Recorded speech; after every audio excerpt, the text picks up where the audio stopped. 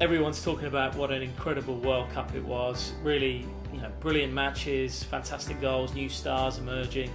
I was there in Brazil with the BBC 4 years ago. VR wasn't something anyone was talking about. There were a team from Sony there testing 8K cameras, and that was kind of the future at some point in the distance. But VR was not really something that was being discussed.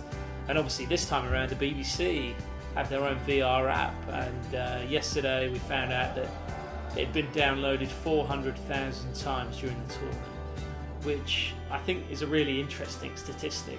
They also revealed that 42 million people in the UK watched the World Cup on the BBC at some point. Huge difference between the two. Clearly television is still and will still be king for some time yet. I think 400,000 is an incredible number for the amount of downloads from the VR app. I guess we don't know exactly how many people actually watch the content, engage, how long for.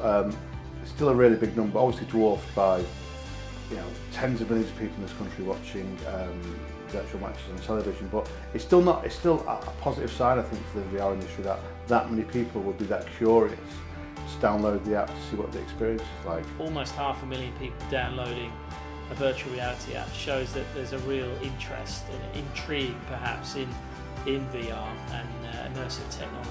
I'm not a big fan of spending my time putting a headset on and hanging out in a virtual suite with a handful of cameras, one behind each goal and one at the side with kind of fisheye wide-angle lenses. I can have a much better experience watching it on television. So I think there's a novelty factor for some people, but as far as VR and football is concerned, I'm a much bigger fan of watching goals on highlights after the event. You see goals from all sorts of angles. So I think watching highlights in VR totally works for me.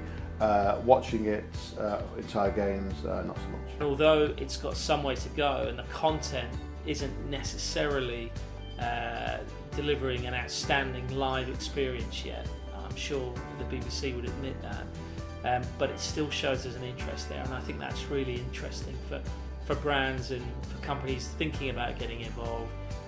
There is an audience there. We've seen it in black and white, and that's something really worth considering if you are thinking about getting involved in the immersive tech space.